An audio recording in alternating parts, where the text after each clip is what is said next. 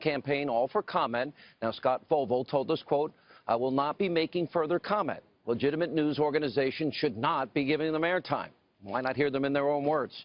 Now, the DNC, they also released a statement earlier today responding to the first video on violence being incited by these groups at Trump rallies by attacking James O'Keefe's credibility and denying that what's shown on the tape actually occurred. And Robert Creamer from Democracy Partners, in a statement, he said he would be, quote, stepping back from his campaign commitment, saying he did not want his presence to be a distraction. He also added, quote, "We regret the unprofessionalism and careless hypothetical conversations that were captured on hidden cameras of a temporary regional contractor from our firm. And he is no longer working with us." Now, while none of the schemes described in the conversations ever took place, these conversations do not at all reflect the values of Democracy Partners. And Cesar Vargas, in a Facebook post, he called it a conspiracy video. Here now with reaction, Donald Trump's campaign manager, Kellyanne Conway. You know, I think the thing that we've got to focus on, and this was on the tape yesterday, is that the money, follow the money, always important, because the campaign, Hillary's campaign, pays the DNC. The DNC pays Democracy Partners. Democracy Partners pays the Volvo Group, and they go out, incite violence, lie to the American public on a grand scale, creating a false narrative that Donald Trump supporters and Donald Trump are violent. They got away with it with 3 weeks to go in the campaign. And on top of it, today we learned what? There is widespread planning and scheming for voter fraud. What's your reaction to all this? Well, once again, Donald Trump was ahead of his time, Sean. He's been talking about this for the last couple of days. People have been criticizing him. He has no evidence. And here we see it goes right to the top.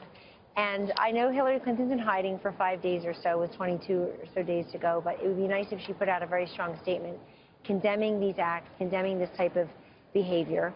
Talk about a different kind of pay to play.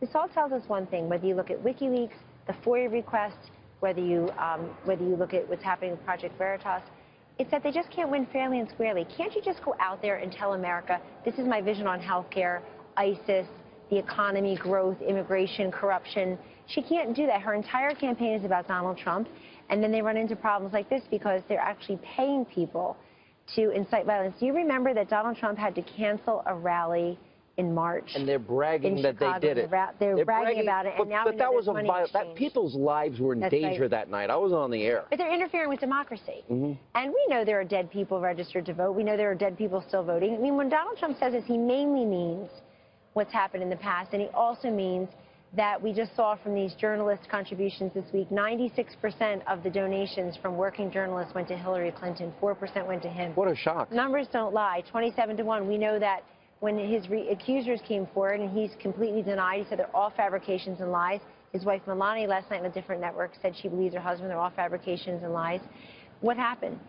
56 seconds out of the major network broadcasts, ABC, NBC, and CBS, less than 1 minute was committed to that. 23 minutes was committed to his accusers. 56 seconds, less than a minute to this WikiLeaks. And that means 23 million people heard 23 minutes worth of that. Because they are actually implicating the Hillary Clinton campaign and the DNC. And they are saying that they've created for them, quote, plausible deniability, a, quote, double bind between the actual campaign and the actual DNC. So they have implicated Hillary's campaign and the DNC, and we've got a flow of money, and now we have a check that actually went to one of the That's right. the and I dark want to remind operatives. all the viewers, Sean, I'm sure they know this, but because I work very closely with Chairman Reince Priebus in the RNC and his team on our campaign, the coordination, the joint, what you're able to do is pretty significant. It's helped us a great deal. So the idea that DNC is working apart from the Clinton campaign is just a fiction. That's not true. Everybody's working together. We also know from WikiLeaks that the DNC, the chair of the DNC was giving the question and answer to Hillary Clinton before one of her town halls. So there's a great and by the way, and they fed questions to MSNBC hosts that they would read verbatim. And these working journalists said, hey, if you want to edit anything out of here, if I'm over the line. Well, that's Politico, that's the New York Times. And so, so excuse Donald Trump if he says, wow, I think there's some collusion going on here. Not everybody, and not most people, perhaps. But this is exactly, what does all this mean? All this means with 3 weeks to go, we have the freshest and I would say greatest body of evidence to date of Donald Trump's entire point about the rigged, corrupt system, about a Washington that doesn't work for anybody except money insiders. Especially because there is collusion on another side, too, with the emails. We have now discovered that the State Department and the Justice Department and the Obama FBI. White House. Yes. Wait a minute. They were colluding with the Clinton campaign in terms of giving them information early. Obama told the American people, he said to them straight up, I didn't know about this until I read it in the press. Meanwhile, he was emailing Hillary. He was. And then John Podesta suggested, well, maybe we shouldn't turn over those emails, which are under subpoena. That's called obstruction of justice. It is. So you've got collusion on a very high level on all of these issues. And for what purpose? All for political gain and putting everybody's security at risk, national security at risk. The other thing that's very disappointing in these emails is you find out more of what Hillary Clinton and her senior team thinks of all of us. Yeah. Thinks of the American people. If they're not irredeemable and deplorable, John Podesta said that he wished the San Bernardino shooter's name was Chris Hayes. Chris Hayes. It's unbelievable. Yeah. And then the other thing she said, she didn't like to use the term, what, average American? Average American. Yeah. She wasn't comfortable with it. Wasn't comfortable By the way, with that. she's not comfortable with a lot of things because apparently after 30 years, she's still trying to find her voice. They said, what's her core? What issues will she run on? I mean, I'm going to put up on the screen real quick, and I know you got to go, and we'll roll the WikiLeaks, and I'll get into this with Newt Gingrich in the next segment. But these are all the things that have been exposed. John Kerry apparently shut down Julian Assange, and they now cut off his internet access. I say free Julian in the 3 weeks we have. Here's my question as we roll this.